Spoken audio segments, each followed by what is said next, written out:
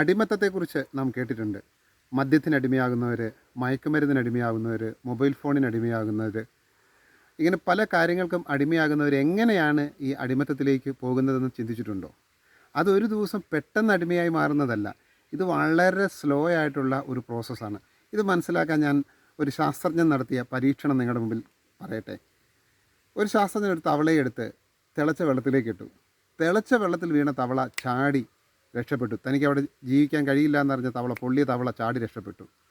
അദ്ദേഹം പിന്നീട് മറ്റൊരു തവളയെ പിടിച്ച് ഈ പച്ചവെള്ളത്തിലിട്ടു. അതിൻ്റെ ചൂട് അല്പാൽപ്പം അതിന് ചൂട് കൊടുത്തുകൊണ്ടിരുന്നു. അപ്പോൾ ഈ ചൂട് കിട്ടുന്നതനുസരിച്ച് തവള അതിൻ്റെ ശരീരം എന്ത് ചെയ്തു? അഡ്ജസ്റ്റ് ചെയ്തു. അതിനറിയാമായിരുന്നു ചൂടായിരുന്നു. പക്ഷേ ആ ചെറിയ ചൂടല്ലേ ഉള്ളൂ എന്ന് കരുതി അദ്ദേഹം ഈ തവള എന്ത് ചെയ്തു? ഈ ചൂടിങ്ങനെ അഡ്ജസ്റ്റ് ചെയ്തു.